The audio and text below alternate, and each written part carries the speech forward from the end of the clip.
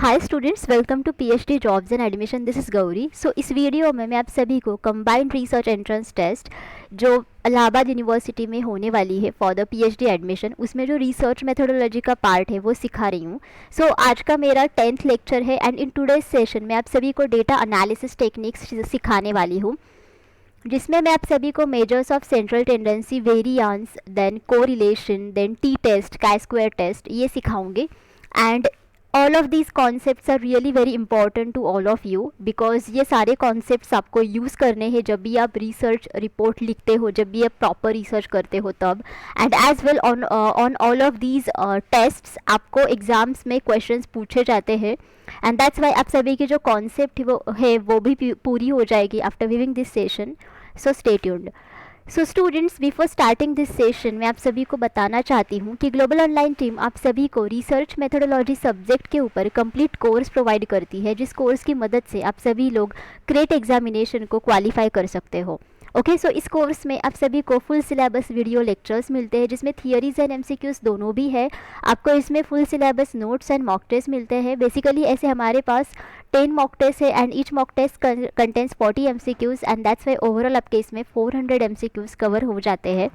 आपको इसमें 1500 से भी ज़्यादा एमसीक्यूज़ का रिवीजन पीडीएफ मिलता है। With the help of this revision PDF आप सभी लोग एक ही पीडीएफ में सारे टॉपिक्स को रिवाइज कर सकते हो, एंड गारंटीड आपको 80% एमसीक्यूज़ यहाँ से ही मिलते हैं out of 100% MCQs in your research methodology section of crate exam. Okay, और ये जो सारा स्टडी मटेरियल है ये आपको हिंदी एंड इंग्लिश ये दोनों ही लैंग्वेजेस में मिलता है। ओके, सो स्टूडेंट्स, अगर आप कोर्स को परचेस करना चाहते हो देन ईदर आप ग्लोबल ऑनलाइन ऐप डाउनलोड कीजिए from the play store, and जिसके लिए मैंने लिंक इस वीडियो के डिस्क्रिप्शन बॉक्स में आप सभी के साथ शेयर की है, या फिर आप इनमें से किसी भी नंबर्स पर जाकर व्हाट्सएप थ्रू मुझे कॉन्टैक्ट कर सकते हो। And the course fees are only 699 rupees, तो काफ़ी कम है students. And in course fees में हम सभी लोग आपको प्रॉपर गाइडेंस प्रोवाइड करते हैं at each and every stage of your PhD admission to the Allahabad university, and as well global online team आप सभी को 100% पासिंग गारंटी भी प्रोवाइड करती है जब भी आप कोर्स को परचेस करते हो। Okay, so now let us start with our today's session. Now the question 1 is range is a measure of. Now range ये किसका मेजर है? So whether it is a measure of central tendency, dispersion, association और correlation.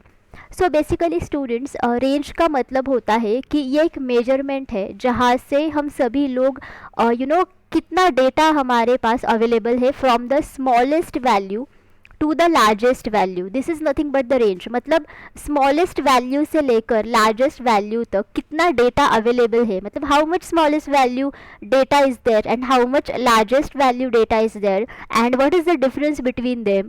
So basically this is nothing but the range, and that's why range का मतलब ये है कि how your data is dispersed, मतलब आपका डेटा कितना स्प्रेड हुआ है from the smallest value to the largest value, and that's why range is a measure of dispersion, because dispersion का मतलब यही होता है कि how your data is distributed, मतलब आपका डेटा कितना स्प्रेड हुआ है।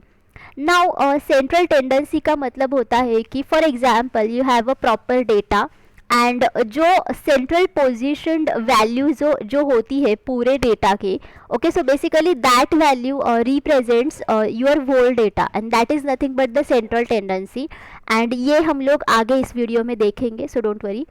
नाउ एसोसिएशन का मतलब होता है the association between the variables, जिन वेरिएबल्स के ऊपर आप स्टडी कर रहे हो, एंड कोरिलेशन का मतलब होता है कोरिलेशन बिटवीन द वेरिएबल्स जिनके ऊपर आप स्टडी कर रहे हो। So that's why here the correct answer is 2, that is dispersion. Okay, now next is the figure that most frequently occurs in a given set of data is known as। सो अगर आपके पास एक given set of data है and उसमें कई figures ऐसे होती है जो एक ही बार आती है, एंड कई फिगर्स ऐसी होती है जो बार बार आती है। सो उनमें से एक ही फिगर ऐसी होती है जो फ्रीक्वेंटली आती है, मतलब बार बार आती है, उसे क्या कहा जाता है? सो वेदर उसको मोड कहा जाता है, या फिर मीडियन, या फिर मीन, या फिर एवरेज। सो स्टूडेंट्स, ऐसे फिगर को मोड कहा जाता है, and that's why the correct answer over here is mode. And यहाँ पे देखो मोड, मीडियन एंड मीन ये तीनों भी सेंट्रल टेंडेंसी के मेजर्स है, जैसे कि हमने पिछले क्वेश्चन में देखा था। सेंट्रल टेंडेंसी का मतलब होता है कि it focuses upon the central position data, okay मतलब if you have the whole data set and उस होल डेटा सेट में जो सेंट्रल पोजीशनड फिगर होती है या फिर नंबर होता है, ओके उस पे हम लोग ज़्यादा फोकस करते हैं, okay with in the central tendency. And that's Y mode जो है, मोड इज़ नथिंग बट कि जो डेटा ऐसा होता है, और यू कैन से कि जो डेटा वैल्यू ऐसी होती है जो बार बार आती है डेटा सेट में, okay which is called as the mode. Median का मतलब होता है कि the middle value. Okay so basically जब भी आप पूरे डेटा सेट को जब भी आप इधर असेंडिंग या फिर डिसेंडिंग ऑर्डर में लगाते हो, सो उसमें जो मिडल वैल्यू होती है which is nothing but median. And mean and average ये दोनों ही एक ही कॉन्सेप्ट से, उसका मतलब होता है कि your average of the whole data set, मतलब नंबर ऑफ बेसिकली जितने भी नंबर ऑफ ऑब्जर्वेशंस होते हैं उनको आप सम करते हो, उनकी टोटल करते हो एंड उसको आप डिवाइड करते हो by the total number of observations. Okay this is nothing but the mean and that's why here your correct answer should be 1। Okay normal probability curve should B, now normal probability curve कैसा होना चाहिए? So whether it should be positively skewed or negatively skewed or leptokurtic or skewed or zero skewed. So basically students normal probability curve ये एक ऐसा curve है जिसकी मदद से हम सभी लोग हमारा जो डेटा है वो कैसा डिस्ट्रीब्यूट हुआ है उसको हम लोग ग्राफिकली दिखा सकते हैं। सो बेसिकली जो नॉर्मल प्रोबेबिलिटी कर्व होता है वो हमें ऐसा दिखता है, this will be your curve and यहाँ पे जो लेफ्ट साइड की डेटा वैल्यूज़ होती है एंड जो राइट साइड की डेटा वैल्यूज़ होती है ये दोनों भी इक्वल होती है, मतलब वो सिमेट्रिकल होती है। मतलब यहाँ पे अगर ऐसा डेटा है so same data will be over here, मतलब number of data sets will be similar in both the parts, मतलब लेफ्ट एंड राइट, एंड उसे नॉर्मल प्रोबेबिलिटी कर्व कहा जाता है। एंड दैट्स वाई इसे जीरो स्कीव्ड कहा जाता है, बिकॉज स्कीव्ड का मतलब होता है स्कीव्ड यानी कि इट इज़ आसिमेट्रिकल, मतलब डिसिमिलर होना। बट नॉर्मल प्रोबेबिलिटी कर्व ये आसिमेट्रिकल है नहीं, it is symmetrical and that's why उसमें जीरो स्कीवनेस होता है। What is positively skewed? Positively skewed यानी कि राइट स्कीव्ड। सो इसका मतलब होता है कि यू नो जो राइट साइड होती है पीक की, ओके वहाँ पे जो डेटा सेट होता है वो ज़्यादा होता है, मतलब आपका जो ग्राफ होगा सो ये आपको ऐसा दिखेगा अगर पॉजिटिवली स्कीव्ड कर्व है तो, so it will be like this. Okay so आपका पीक बेसिकली यहाँ पे होना चाहिए, यहाँ पे, बट वो यहाँ पे शिफ्ट हुआ है यानी कि राइट साइड में शिफ्ट हुआ है, तो उसे पॉजिटिवली स्कीव्ड कहा जाता है। And what is negatively skewed? So इसे लेफ्ट स्कीव्ड कहा जाता है, मतलब आपका डेटा लेफ्ट साइड की ओर चला जाता है लाइक दिस। मतलब अगर पीक आपका यहाँ पे होना चाहिए नॉर्मली, बट वो यहाँ पे यानी कि लेफ्ट साइड पे शिफ्ट होता है। Okay now what is leptokurtic skewed? So basically leptokurtic skewed is the type of kurtosis and kurtosis is a measurement of tailedness of the distribution, मतलब जितना डेटा आपका डिस्ट्रीब्यूट हुआ है उसका टेल्डनेस क्या है। Okay basically it measured by the कुर्टोसिस and कुर्टोसिस में लिप्टोकुर्टिक स्कीवनेस ये एक उसका पार्ट है और यू कैन से टाइप है। सो बेसिकली लिप्टोकुर्टिक स्कीव्ड का मतलब होता है कि हाई कुर्टोसिस, ओके मतलब हाई कुर्टोसिस। सो बेसिकली हाई कुर्टोसिस यानी कि जो टेल होती है वो बहुत ज़्यादा होती है, मतलब जैसे कि आपका अगर नॉर्मल प्रोबेबिलिटी कर्व ऐसा है देन अगर वो लिप्टोकुर्टिक है then your curve should be like this.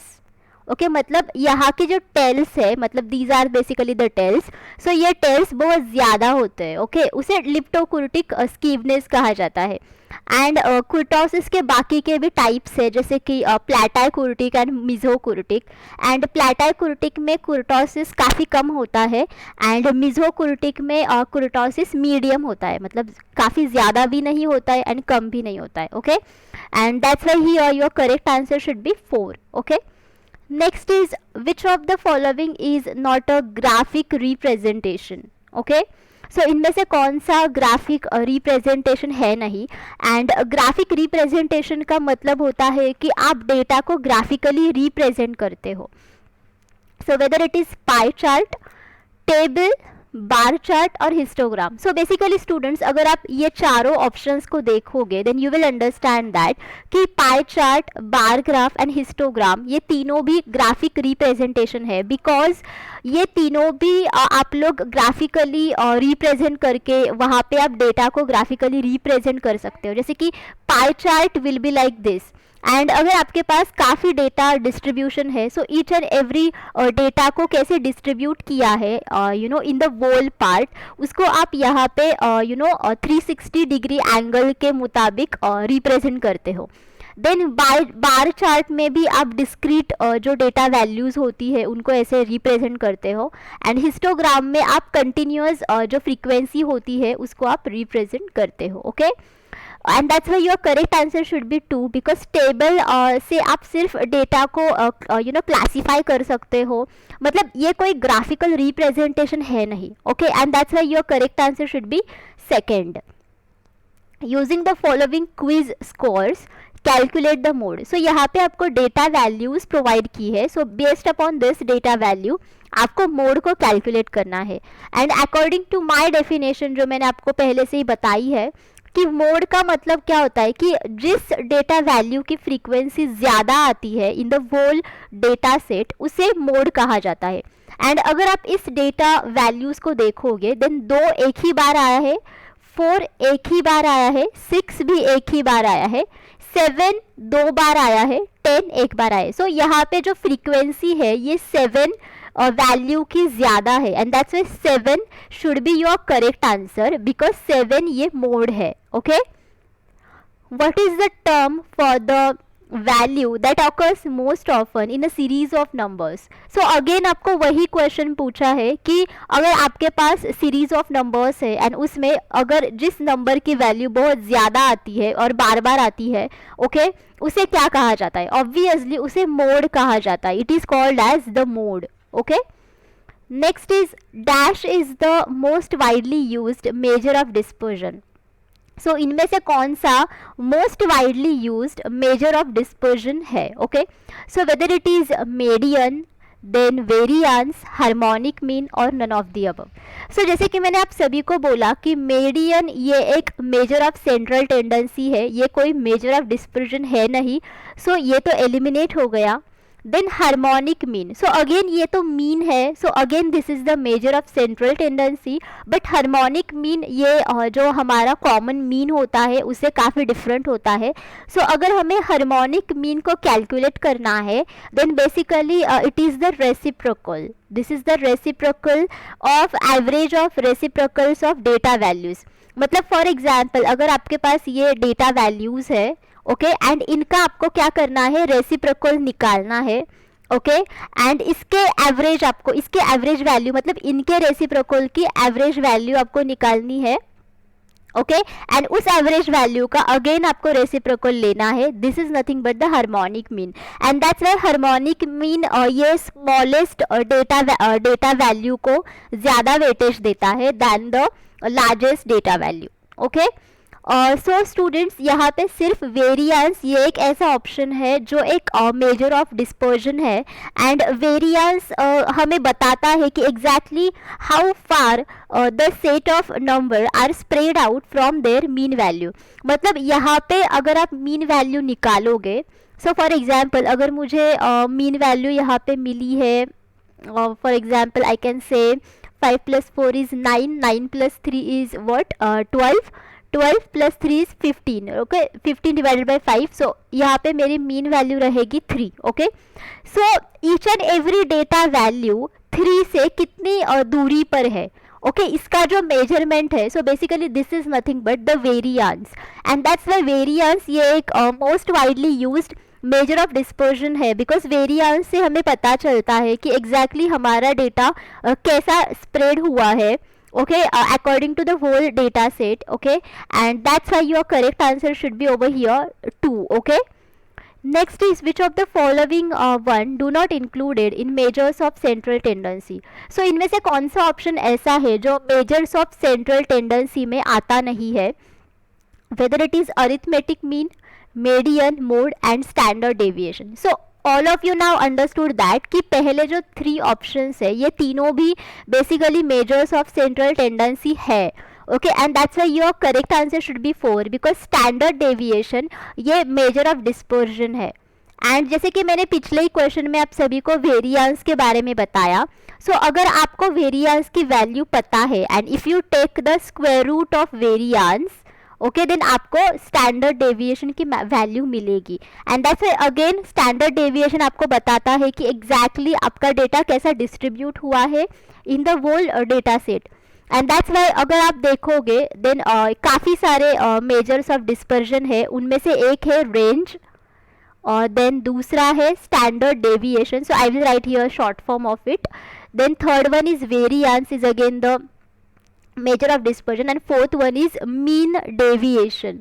Okay, this is again the measure of dispersion. So ये चारों भी measure of dispersion है and ये पहले 3 जो है ये basically measures of central tendency है. Okay, the dash is the value below which half of the values in the sample fall. So for example अगर मेरे पास पूरा data set है from 1 to 10, okay, सो इनमें से कौन सा ऑप्शन ऐसा है जिसका मतलब ये है कि अगर आप यहाँ पे हाफ करोगे 1 to 10 का, देन इससे जो पहले वैल्यूज़ आती है ये बेसिकली हाफ वैल्यूज़ है okay from the whole data set.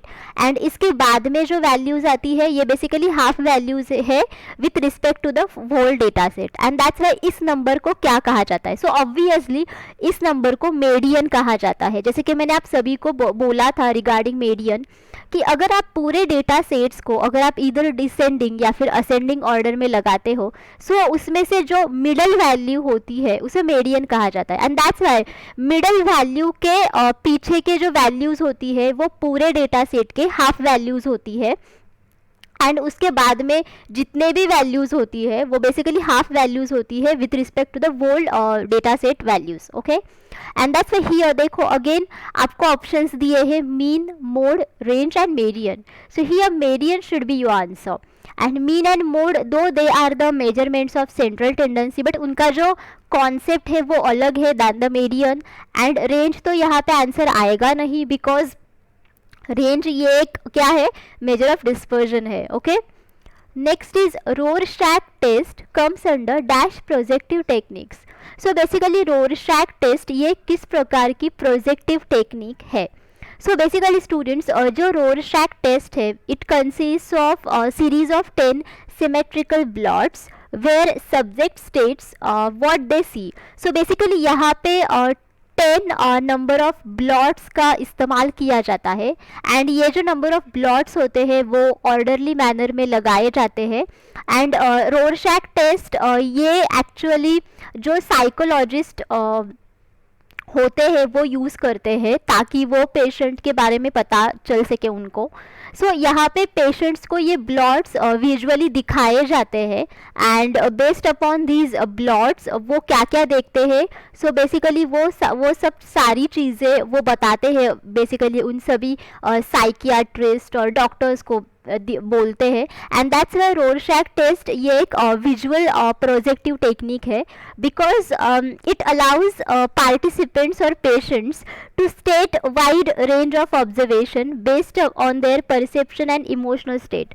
So basically वो जब ये सारे के सारे ऑर्डरली मैनर में लगाए हुए 10 ब्लॉट्स देखते हैं देन वो इमोशनली सोचते हैं and whatever their behaviour whatever their feelings are, so according to that वो बताते हैं कि उनको वो ब्लॉट्स क्या लगते हैं, कैसे लगते हैं. एंड दैट्स यहाँ पे जो वो लोग देखते हैं ब्लॉट्स ओके वो यहाँ पे ज़्यादा मैटर करते हैं. मतलब यहाँ पे उनका जो विजुअल इंटरप्रिटेशन है वो ज़्यादा मैटर करता है. And that's why your correct answer should be second, that is visual. So Rorschach test basically comes under visual projective techniques. Okay, next is which one of the following is not a measure of correlation. So इनमें से कौन सा correlation का measurement है नहीं? So product movement coefficient. So basically ये एक product movement correlation coefficient है. ओके, एंड ये हमें बताता है कि exactly how strong there is a correlation between two variables. Okay, मतलब दो वेरिएबल्स के बीच का दो वेरिएबल्स के बीच का जो कोरिलेशन है वो कितना स्ट्रॉन्ग है, ये हमें प्रोडक्ट मूवमेंट कोएफिशिएंट बताता है, एंड दैट्स वाई ये एक कोरिलेशन का मेजरमेंट है. सो ये आपका सही आंसर नहीं आएगा. एंड इस कोएफिशिएंट को आर से डिनोट किया जाता है, एंड आर की वैल्यूज़ -1 से लेकर 1 तक वैरी होती है. Okay, now what is chi square test. So basically chi square test ये एक स्टैटिस्टिकल टेस्ट है, एंड ये हमें डिटर्मिन करता है कि whether your data are significantly different from what you expected. So basically हम लोग जब भी रिसर्च करते हैं देन हमें एक्सपेक्टेशंस होती है कि हमारे रिजल्ट्स ये होंगे वो होंगे. सो जो आपके एक्सपेक्टेड रिजल्ट्स होते हैं एंड बेसिकली जो रिजल्ट्स आपको असल में मिलते हैं, सो इन दोनों के बीच में क्या डिफरेंस है, ओके ये हमें काई स्क्वायर से पता चलता है. And again chi square test के दो टाइप्स होते हैं, एंड उनमें से पहला टाइप है chi square goodness of fit test. Okay, goodness of fit test. Okay, so this test is used to test whether frequency distribution of a categorical variable is different from your from your expectation. So जो expectations आपको होती है regarding the values और frequency distribution of the categorical variable, okay, and जो असल में values आपको मिलती है उनके बीच में क्या difference है, ये आपको goodness of fit से पता चलता है. सो बेसिकली जो कैटेगरिकल वेरिएबल्स होते हैं वो उनको हम लोग सिर्फ क्लासीफाई कर सकते हैं, उनको हम लोग न्यूमेरिकल वैल्यूज असाइन नहीं कर सकते. Okay, and the second type of chi square test is chi square test of independence. Okay, test of independence. And इससे हमें क्या पता चलता है, whether two categorical variables are related to each other. Okay, मतलब दो कैटेगरिकल वेरिएबल्स ये एक दूसरे के साथ कोरिलेट करते हैं या नहीं करते हैं, ये हमें इंडिपेंडेंस टेस्ट से पता चलता है. And that's why chi square test भी हमें बताता है कि वेदर दो वेरिएबल्स के बीच में कोई कोरिलेशनशिप है या नहीं. दैट्स वाई ये भी आपका सही आंसर नहीं आएगा. Now what is student's t test. So ये भी एक स्टैटिस्टिकल टेस्ट है, एंड ये हमें बताता है कि exactly how significant differences between group means are. Okay, so यहाँ पे दो ग्रुप्स होते हैं, group 1 and group 2, and each group के आप मीन वैल्यूज़ निकालते हो एंड यू सी वेदर कि ये दो मीन वैल्यूज़ जो है वो एक दूसरे के साथ इक्वल है या नहीं है. एंड बेसिकली हम लोग ये टेस्ट करते हैं ताकि हम वेरिएबल्स के बीच में अगर कोई कोरिलेशन है या नहीं उसको पता कर सके. And that's why t test भी ऐसी टेस्ट है which is a measurement of correlation. That's why ये भी आपका सही आंसर नहीं आएगा. So your correct answer should be mean dispersion और you can say mean deviation, जो कि एक मेजरमेंट ऑफ डिस्पर्जन है, ये कोई कोरिलेशन का मेजरमेंट है नहीं. That's why your correct answer should be 4. Okay, next is now यहाँ पे देखो आपको दो लिस्ट दिए हैं, लिस्ट 1 एंड लिस्ट 2. सो आपको यू नो करेक्ट मैचेस यहाँ पे लगाने हैं. So let us see what is list 1. Central tendency है, डिस्पर्जन है, कोरिलेशन है, टेस्ट ऑफ सिग्निफिकेंस है.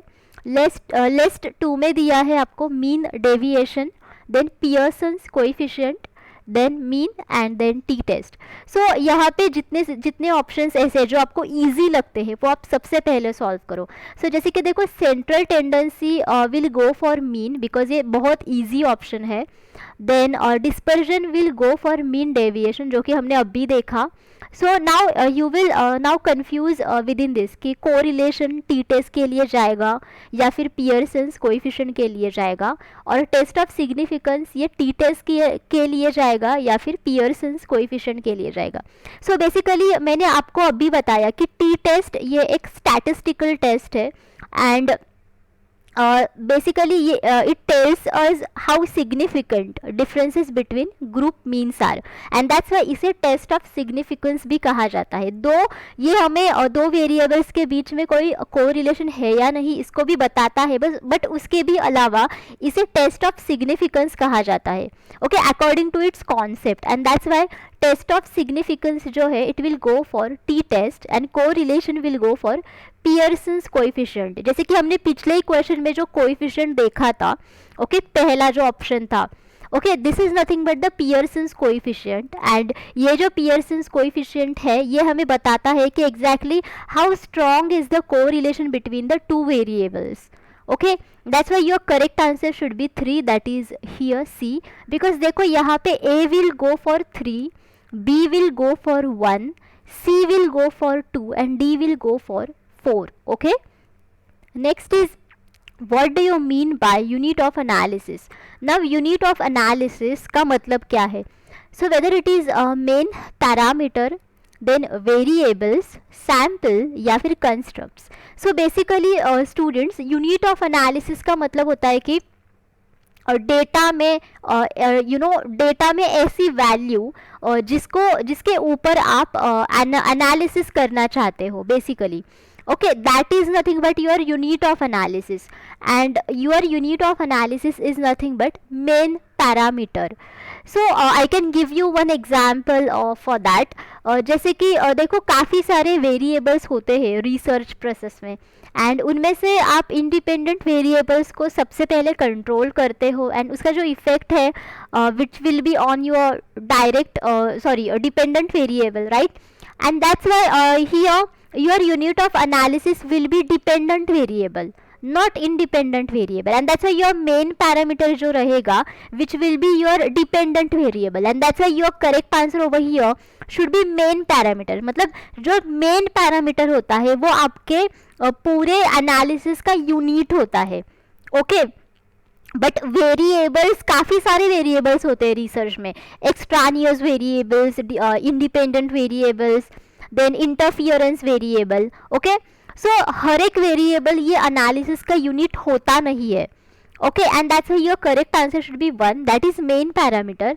एंड सैम्पल तो आप सभी को पता है, sample is nothing but what, sample में बेसिकली काफ़ी सारे ऐसे पार्टिसिपेंट्स होते हैं जिनके ऊपर आप स्टडी करना चाहते हो, एंड जिनको अपने अपने स्टडीज़ में पार्टिसिपेट करके रखा है. ओके, बट ये आपका मेन पैरामीटर है नहीं. एंड कंस्ट्रक्ट्स यानी कि निर्माण. सो यहाँ पे unit of analysis and constructs का कोई भी रिलेशनशिप है नहीं, सो ये तो एलिमिनेट हो गया. So that's your correct answer should B main parameter. Now next is the degree of freedom for paired t-test based on n pairs of observations is. So now आप paired t-test कर रहे हो, and वहाँ पे आपके पास n pairs of observations है. सो उसका जो डिग्री ऑफ फ्रीडम है वो क्या आएगा? सो बेसिकली जो डिग्री ऑफ फ्रीडम होता है उसका मतलब होता है कि number of independent pieces of information use to calculate statistic. So basically जितने भी सारे नंबर ऑफ इंडिपेंडेंट इंफॉर्मेशन होती है, ओके, जिसका इस्तेमाल आप स्टैटिस्टिक्स में करते हो और जिसका इस्तेमाल आप कैलकुलेशन के लिए करते हो, बेसिकली उसे डिग्री ऑफ फ्रीडम कहा जाता है. एंड डिग्री ऑफ फ्रीडम ये हमेशा जितने भी सारे टोटल नंबर ऑफ ऑब्जर्वेशंस होते हैं उनके एक से माइनस होता है. मतलब अगर आपके पास n पेयर्स ऑफ ऑब्जर्वेशंस हो in a paired t-test, then your degree of freedom would be n-1, and that's why your correct answer should be 4. and देखो according to test आपके जो degree of freedom है वो भी बदलते रहते हैं. मतलब अगर यहाँ पे सिर्फ सिंगल टी टेस्ट होता देन आपका डिग्री ऑफ फ्रीडम कुछ अलग होता, बट यहाँ पे अब पेयर टी टेस्ट है. सो उसका फॉर्मूला ही यही है कि अगर नंबर ऑफ ऑब्जर्वेशंस n है, मतलब n पेयर्स ऑफ ऑब्जर्वेशंस है, एंड वो भी अगर पेयर टी टेस्ट है, then in this situation your degree of freedom would be n-1. Okay, next is now a chi-square test. What is that? So whether it is a mean or multi-question tests or statistical mistake or statistic. देखो ये बहुत ही easiest question है, and इस session में मैंने आप सभी को बताया कि exactly chi-square test है क्या. So I want the answers from all of you in the comment box students कि आपको क्या लगता है कि chi-square test exactly है क्या. Whether ये एक mean है या फिर multi-question test है या फिर statistical mistake है या फिर statistic है. Okay? Let me know your answers in the comment box of this video students. Okay, so अगर आपको पूरे वीडियो में कोई भी डाउट है देन आप मुझे कमेंट बॉक्स में पूछ सकते हो. I will reply. Okay.